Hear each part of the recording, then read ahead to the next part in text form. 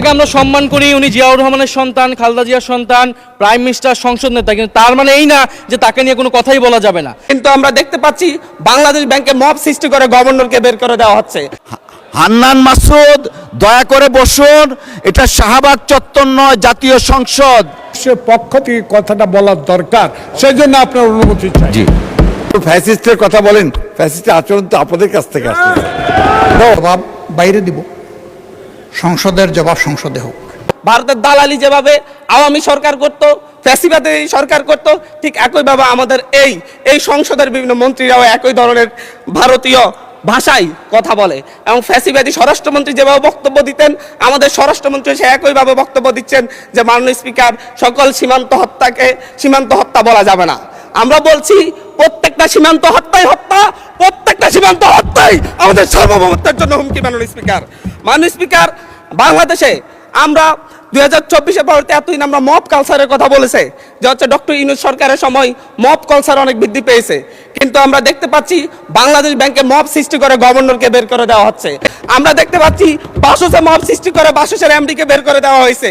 কেন? সরকার ক্ষমতায় আছে, সরকার কেন মব সৃষ্টি করে বের করতে হবে? সরকার তো তাদেরকে প্রত্যাহার করে নিলেই বা চুক্তিভিত্তিক চাকরি নিয়োগ বাতিল করলে হয়ে যায়। এই ক্ষেত্রে সরকার মবের আশ্রয় নিয়েছে। গত 4 মাসে 17 জন শিশুকে ধর্ষণের পর হত্যা করা হয়েছে, 118 জন শিশুকে ধর্ষণ করা হয়েছে। কিন্তু আমরা দেখছি যে এবং সারা বাংলাদেশে এই ধর্ষণের সংখ্যা প্রায় 5 শতাধিক এবং সারা বাংলাদেশে 6 শতাধিক খুনের ঘটনা ঘটেছে। আমরা স্বরাষ্ট্রমন্ত্রীকে এখানে প্রেমজনিত একটা শিবির নেতার ব্যাপারে আমরা এখানে বিবৃতি দিতে দেখেছি, কিন্তু মাননীয় স্পিকার, আমরা ওনার নিজ আসনে ডাকাতির পরে মা মেয়েকে যে ধর্ষণের ঘটনা ঘটছে সেটার বিবৃতি আমরা এই সংসদে দেখি না। মাননীয় স্পিকার, বাংলাদেশের ন্যায় বিচার সুবিচারের কথা বললে সেটা যদি হচ্ছে একপাক্ষিক হয়ে যায়, দলীয় হয়ে যায়, তারও বড় সমস্যা। আমি এই সংসদে বলেছিলাম আমার এলাকায় অভিযোগ উঠেছে সাপলাগলিতে ভোট দেওয়ার কারণে বিএনপির লোকজন একজন নারীকে ধর্ষণ করেছে। আজ পর্যন্ত এটার কোনো সরকারি তদন্ত রিপোর্ট নাই। এই ব্যাপারে আমাদের স্বরাষ্ট্রমন্ত্রী এখানে দাঁড়িয়ে কোনো ব্যাখ্যা দিবেন কিনা মাননীয় স্পিকার আমি জানি না।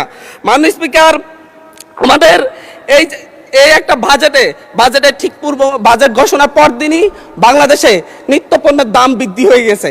চালের কেজি বেড়ে গেছে 7 টাকা, আমাদের তেলের লিটারে বেড়েছে 5 টাকা। কিন্তু হচ্ছে আমরা সরকার বলছে জনগণের আস্থা ফিরে এসেছে, কিন্তু মাননীয় স্পিকার আমাকে আরো 3 মিনিট সময় বাড়িয়ে দিবেন, আমি এই কথাগুলো বলতে চাচ্ছি জনগণের হয়ে। মাননীয় সদস্য, সম্মানিত বিরোধী দলীয় চিফ হুইপ 7 মিনিট দিয়েছেন আপনাকে সময়, তারপরেও আমার ডিসক্রিপশনে আরো 1 মিনিট বাড়ানো হলো। ধন্যবাদ। মাননীয় স্পিকার, সরকারের এই বাজেটের উপর যে জনগণের আস্থা নেই, ব্যবসায়ীদের আস্থা নেই, তার প্রমাণ বাজেটে খাদ্যপণ্যের দাম কমানোর একদিন ঠিক অব্যাহতি পরেই চালের দাম, ডাইলের দাম খুচরা বাজারে বেড়ে যাওয়া। মাননীয় স্পিকার, আমাদের মাননীয় প্রধানমন্ত্রী আজকে এখানে নেই।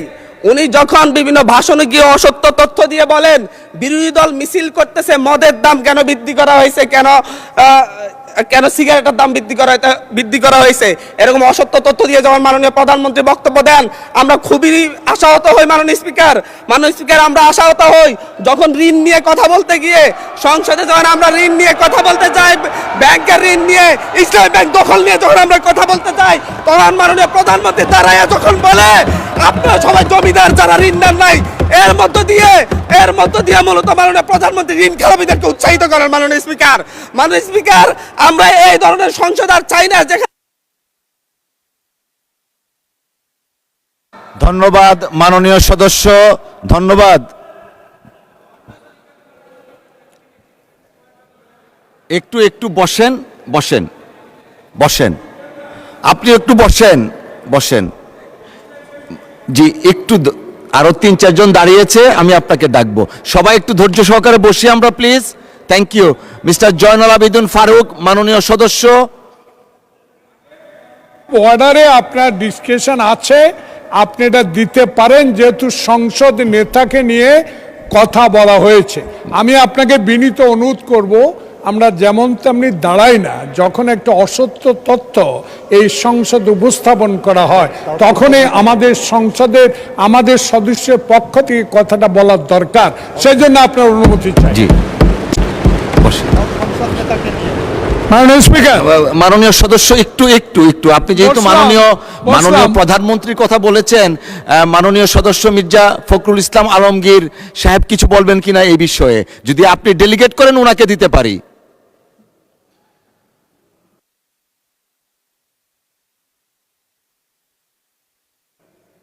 জি জি, জয়নুল আবেদিন ফারুক সাহেব, মাননীয় স্পিকার, 2 মিনিট আপনার জন্য, 2 মিনিট। আমরা এই সংসদকে কার্যকর করার জন্য উভয় পক্ষে একটা সম্মতিতে এসেছি। এই সংসদে কোনো অসত্য বাক্য উত্থাপন করা হোক বা এমন কথা বলা না হোক যেই কথায় আমাদের মান সম্মান হানি হয়, সংসদ নেতাকে কটূক্তি করা হয়। এ বিষয়ে আজকে নতুন প্রজন্মের জুলাই আন্দোলনের নেতা, উনি আমাদের নোয়াখালী অঞ্চলের মাননীয় সংসদ সদস্য, উনি একটি বক্তব্য রেখেছেন, এটাতে আমরা খুবই ক্ষুব্ধ। কারণ আমাদের নেতা উড়ে এসে নাই, শহীদ প্রেসিডেন্ট জিয়াউর রহমানের সন্তান, দেশ নেত্রী বেগম খালেদা জিয়ার সন্তান। 16 বছর ধরে যিনি এই দেশের মানুষের গণতন্ত্রের জন্য, ভোটাধিকারের জন্য সংগ্রাম করেছেন, আজকে কোনো লুটের ভোটে নয়, 10টা হুন্ডার 20টা গুন্ডার ভোটে নয়, একটা সুষ্ঠু ভোটের মাধ্যমে সংখ্যাগরিষ্ঠ অর্জন করে সরকার গঠন করেছেন। তাই আমরা আজকে যে অসত্য সংসদ নেতা নিয়ে অসত্য কথা বলেছেন, এটা এক্সপান্স করার জন্য আপনার কাছে বিনীত অনুরোধ জানাচ্ছি।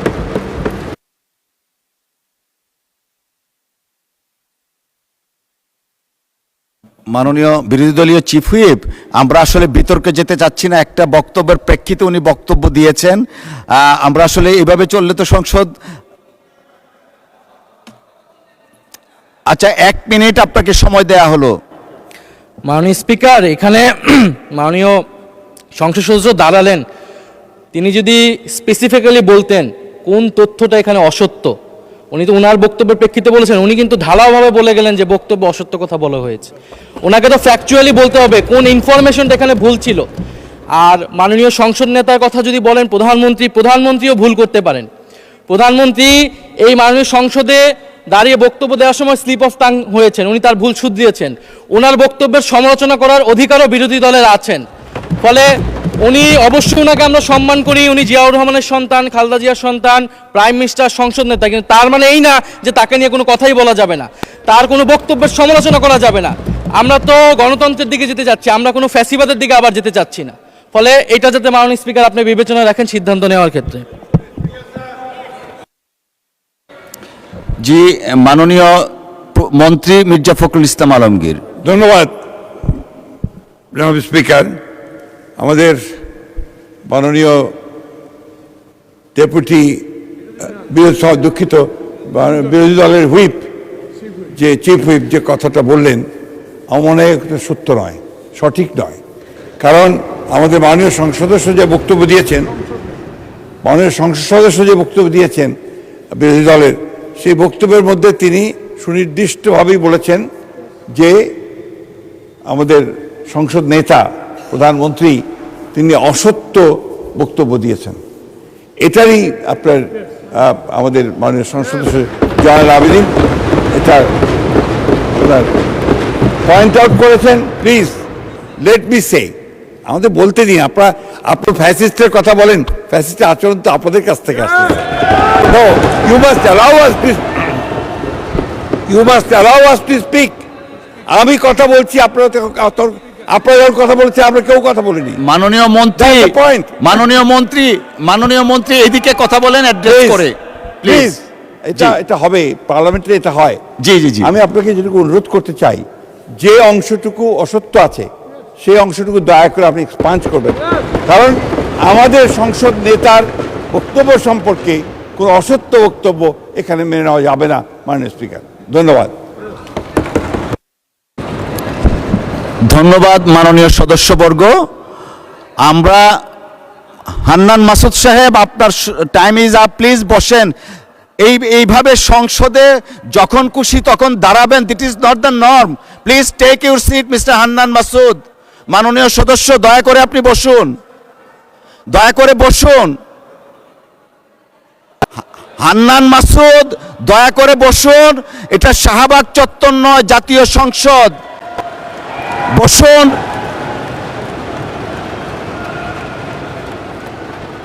May I humbly request you to take your seat, please?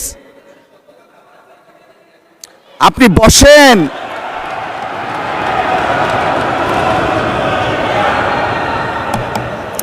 মাননীয় সদস্যবর্গ, মাননীয় সদস্য নোয়াখালী 6 আসনের বিরোধী দলীয় নেতা দাঁড়াতে তো দিতে হয়। জি বলেন। ধন্যবাদ মাননীয় স্পিকার।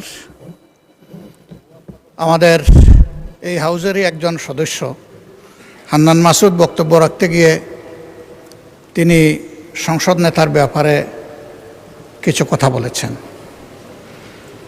আমি আপনাকে অনুরোধ করব, বাইরের কোনো বিষয়কে টেনে এখানে এনে এক্সপাঞ্জ করা বা বক্তব্য দেওয়া কোনোটাই যেন এলাও না করা হয়। কারণ আপনি এইমাত্র বলেছেন যে এইটা সাভার স্কয়ার নয় বা শাহবাগ স্কয়ার নয়। তার মানে হচ্ছে সংসদের ভিতরে একটা সংসদীয় নর্মস আছে, বাইরেরও একটা গ্রামার আছে। যার যার গ্রামারকে সেই জায়গায় আমরা রাখি। বাইরের জবাব বাইরে দিব, সংসদের জবাব সংসদে হোক। তবে এটা সত্য, এটা অসত্য, এই ঝগড়ায় যদি আমরা যাই তাহলে অনেক কিছু আমাদের জন্য হয়তো বা লজ্জাজনক হয়ে যাবে। আমি চাচ্ছি না কারো সম্মানের সাথে এই লজ্জাটা লেগে থাকুক। এই জন্য আমি অনুরোধ করব, এই বিষয়ের পুরাটাই আপনি এখান থেকে ইগনোর করুন, সেইটাই আমাদের জন্য কল্যাণকর হবে। ধন্যবাদ মাননীয় স্পিকার।